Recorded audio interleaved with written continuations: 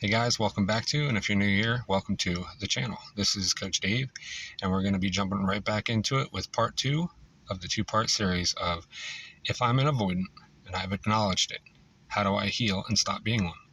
You have to watch the first video to get the gist of everything going on into this one, so if you haven't already, please go watch that. It's going to make this one a lot better. Both have very informative information. So, your homework for the first one was to figure out either your why or whys about how you are an avoidant, why you're an avoidant, so that you can work on changing those things. And once you start doing that enough and figure all that out, you're going to be in a much better place. So it could be something like, my parent never let me have a voice. I never had a platform.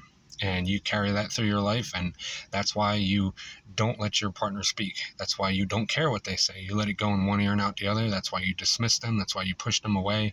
It could have been a parent that didn't show you the type of love and affection that you needed. They could have been the strong silent type and never let you have a voice. And then whatever it is, you carry it into your relationships and you justify that as normal. Whether subconsciously or not, you think that's normal. Whether you do it intentionally or not, you think this is normal, but you're realizing, or somebody made you realize, is what usually happens. A partner approaches you and brings all this to you, and you start waking up and realizing. So now you're doing the work. So I also said in the end of that video that you don't have to do this alone. Preferably, if you are single, it's best.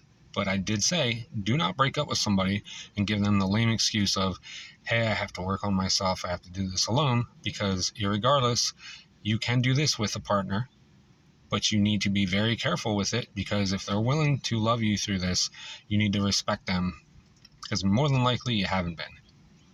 So it's kind of like a two-part to this in its own, because it's going to be similar, but also not. So if you're somebody who's single and you're thinking about getting back out into the dating world, that's a whole different ballgame. If you're somebody who stayed with somebody and you really want it to work because you love them and see their value and they respect you and you want to have mutual communication in depth and actually learn how to bond with them and not be like this anymore, then you can also do that, but that's a completely different thing. So both of these are going to be individual as well as tie together. So if you have been by yourself and you're ready to get back out into the dating world, you're going to have to be honest and upfront. I'm not asking you to go into the first date and just blurt out all this stuff. And it's not that you're being secretive.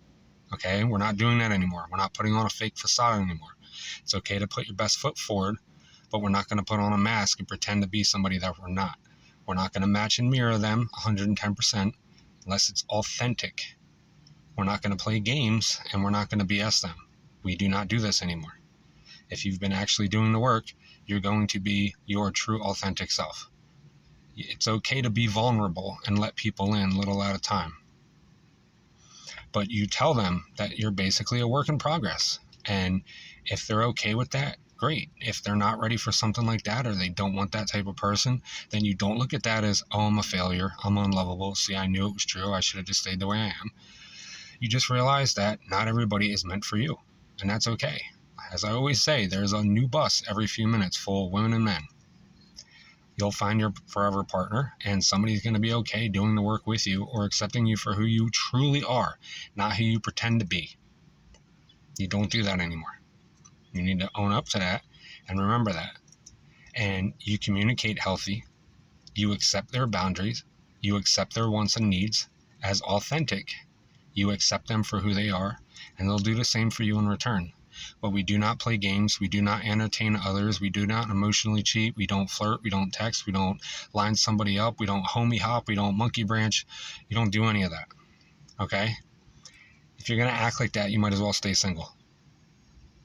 And just be upfront with yourself. I'd rather just be single and have one-night stands or whatever you want to do, play the field. Then that's who you should be. Own up to that. But don't break somebody's heart. On the other hand, if you were somebody that stayed in a relationship with somebody and you truly want to change with them and for them, as well as yourself, because you have to do it for yourself too, then you need to respect the fact that they're going to talk to you about things that are still going to trigger you and that you might not want to hear. And this is where you have to sit in that, and you actually have to hear it out. You have to be willing to sit with the uncomfortable and get comfortable in it. You have to be okay with hearing things that you're not going to want to hear. And you can't be like you were before, where you were a loaded gun waiting to fire off a response. You need to actually listen to hear, not listen to respond. It's two different things. Almost take the carpenter approach, and instead of measure twice, cut once, it's going to be listen twice and then speak. And sometimes you don't have to speak. Sometimes you just got to listen to what they're saying. Remember, they don't want to think this stuff or remember this stuff any more than you want to hear it. But you got to be okay hearing it. And it might be stuff that they've talked about numerous times, but they still feel some type of unsettledness with it because their system, their nervous system, their emotional system, their brain has not gotten a clear-cut answer from you. And you got to be okay with that.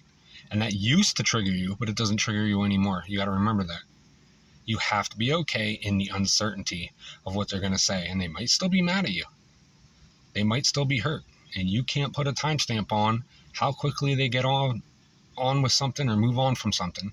You're not allowed to feel for them and think for them. And you have to be okay with that. And the more that you are, the more that you feel, the more that you will heal, and they will respect you. And that's how you grow and you learn how to do these things. And it might even get to the point where they are just so hurt and so crushed that they end up pushing you away and just say, I can't do this. And you have to respect that, because you helped create this problem.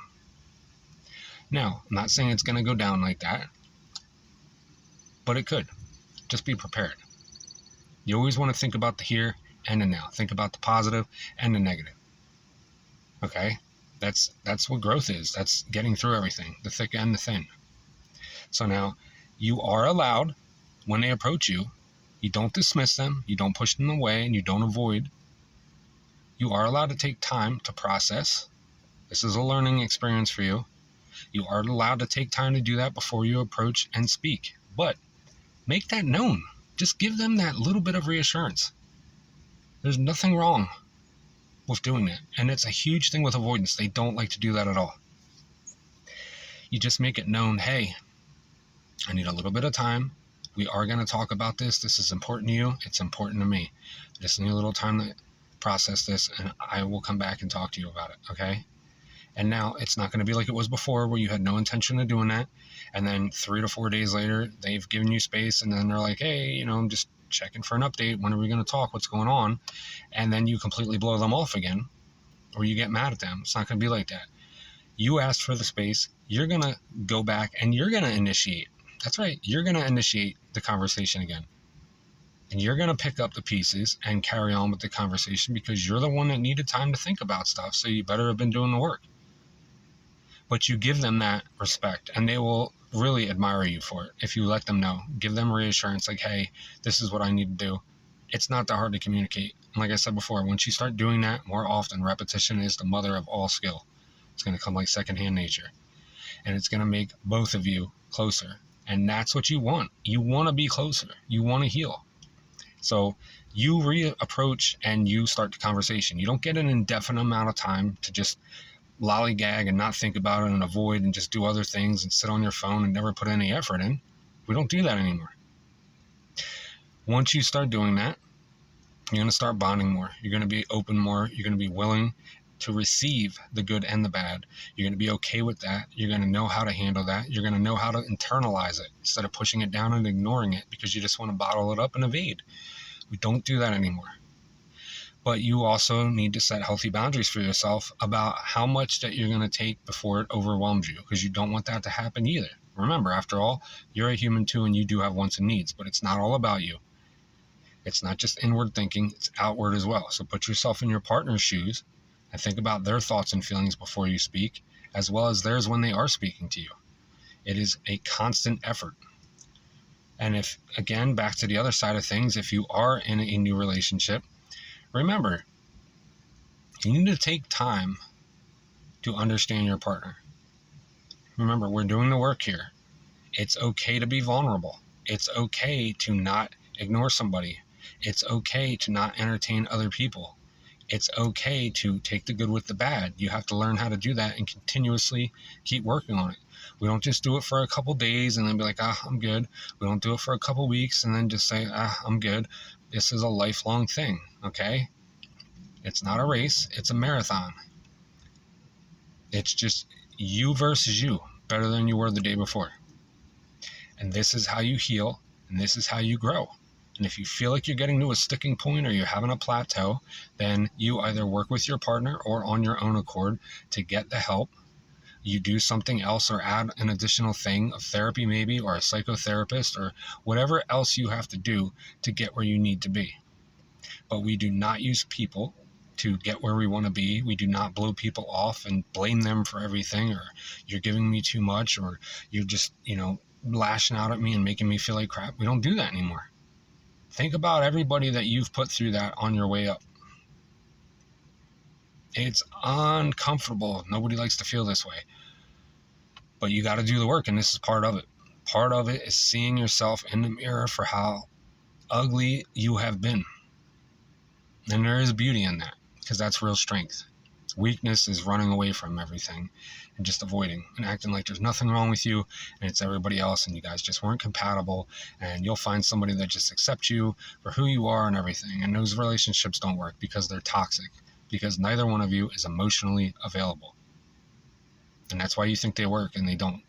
And then you run, and what happens? You get into a relationship with somebody who's either anxious or secure, and it's boring to you because you're so used to that toxic environment. And that could be a mental abuse, that could be physical abuse, that could just be somebody emotionally unavailable, so you don't have to step up and match that type of commitment. It's not so serious, it's easygoing, but you're always longing for that serious, secure person. You want that type of love, and you can't have both. You can't have somebody who's toxic and secure. You can't. So keep putting in the work, keep putting in the effort, keep owning up, keep showing up, hold yourself accountable, allow your partner to hold you accountable, and you do the work either on your own or together, and you're upfront and honest, and you continuously look at your past, what you did, where it stemmed from, and you fix it and correct it. You don't ghost anybody anymore. You do show up, you live in the moment, you're present, you're alert, you're aware. And this is how you do it. There's not some magic one size fits all. There's not some crazy, it's just done. It takes effort, and you have to be willing to do it. I know a lot of other coaches don't even bother. They just say, go to therapy. And then you read the comments and everybody's like, oh, avoid avoidance at all costs. Let them go. There's no helping them. Well, yeah, because you guys avoid. You say you're going to do something, you don't. You wait a couple days and act like everything's fine. You meet another partner and say, oh, my ex was crazy. This person loves me. You're not being authentic and you're not being real. This is how you do it. Part 1 and part 2. This is how you do it. And you just keep it going. It sounds easy because it is, but to an avoidant, it's hard. But this is how you do it. It's really that simple. Repetition is the mother of all skill. The more you do it, the easier it is. Be comfortable in the uncomfortable, and you just press forward. You will be a better version of you for not only yourself, but your partner or your future partner. I promise you. If you need any help, you got any questions, comments, concerns, drop them in the comment box below. Thank you again to the viewer for the video idea. I appreciate the shout out for being one of the only people who has expressed how to help somebody who's an avoidant stop being an avoidant. So if anybody else has any other questions or video ideas that they want me to make, I will gladly do them. I got a lot more videos coming. I appreciate everybody for watching, and I hope this helps.